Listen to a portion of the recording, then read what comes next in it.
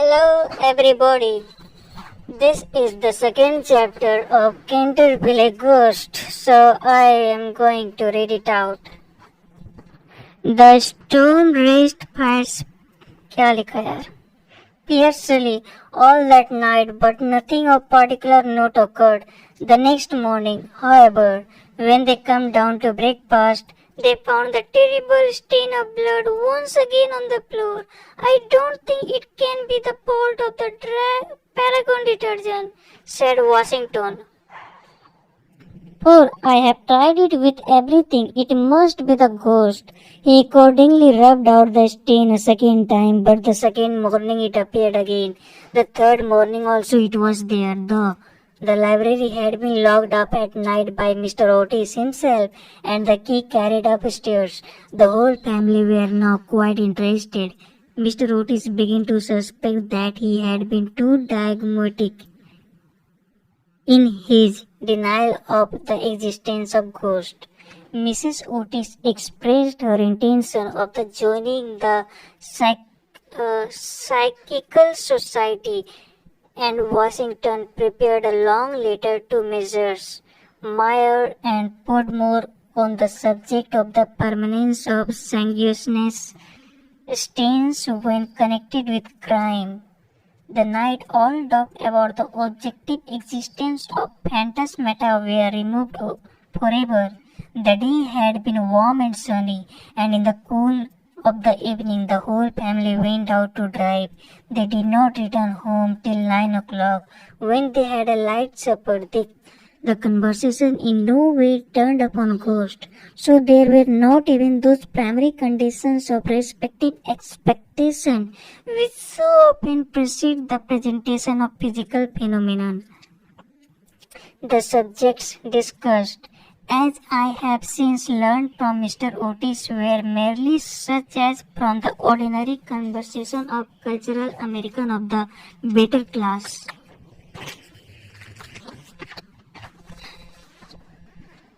Such as the immense superiority of Miss Fanny Davenport over Sarah Bernhardt as an actress, the difficulty of obtaining green corn buckwheat cakes and hominy even in the best English houses, the importance of Boston in the development of the world salt, the advantage of baggage check system in railway travelling, and the sweetness of New York accent as compared to the London travel.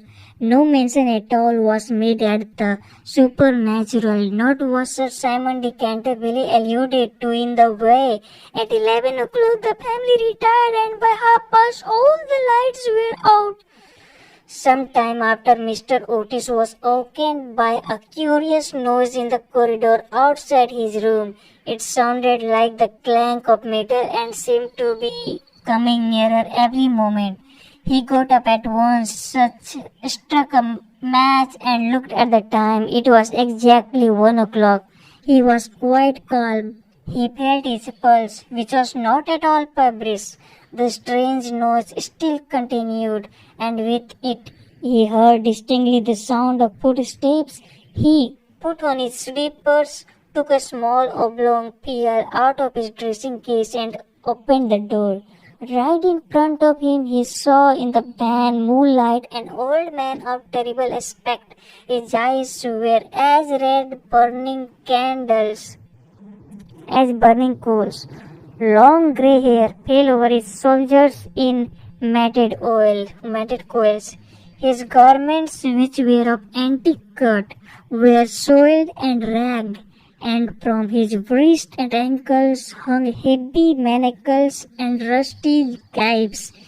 "My dear sir," said Mr. Otis, "I really must insist on your oiling those chains, and have bought you for that purpose a small bottle of Tammany Rising Sun lubricator.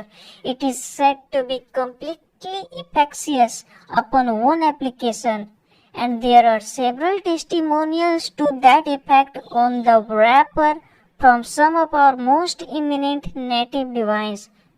I shall leave it here for you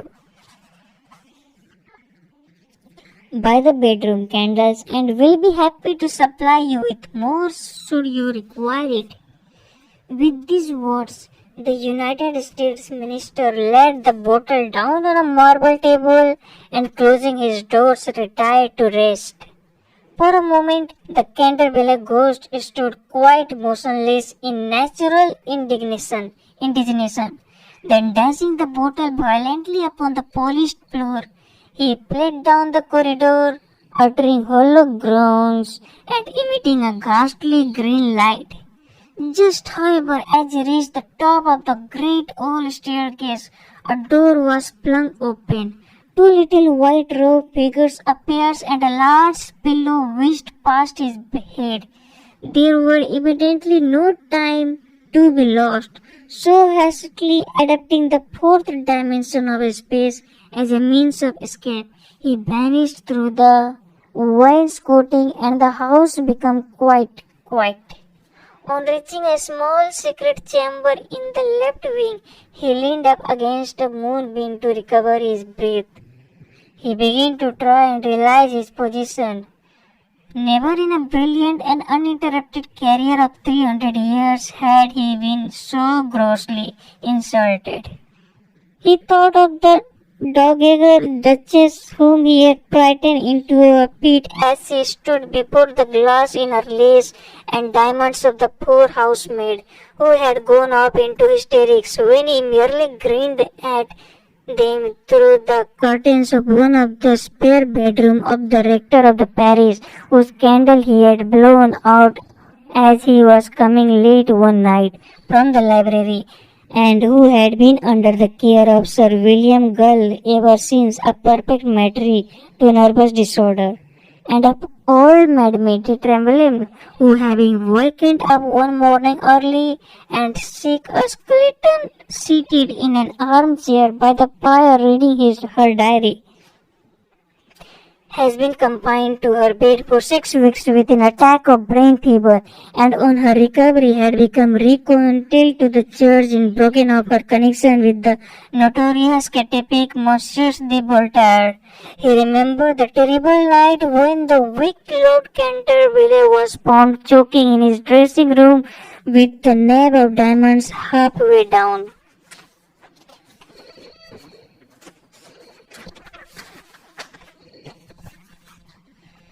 His throat and confessed just before he died that he had cheated Charles James Fox out of 50,000 euros at Crockford's by means of that very card, and swore that the ghost had made him swallow it. All his great achievement came back to him again. From the butler who had shot himself in the pantry because he had seen a green hand tapping at the window pane, to the beautiful Lady Stutfield who was always obliged to wear a black velvet band around her throat to hide the mark of 5 fingers burnt upon her white skin, and who drowned herself at last in the car pond at the end of the King's Walk.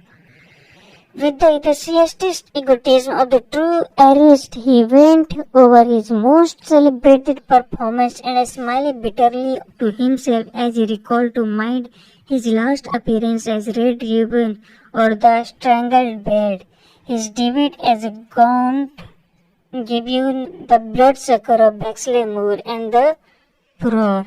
He had excited one lovely June evening by merely playing ninepins with his own bones upon the lawn tennis ground, and after all his some raised modern American were to come and offer him the rising sun lubricated and throw pillow at his head, it was quite unbearable. Besides, no ghost in the history had been ever treated in this manner. Accordingly, he determined to have vengeance and remained till daylight in the attitude of deep thought. So, here the second chapter ends. Thank you.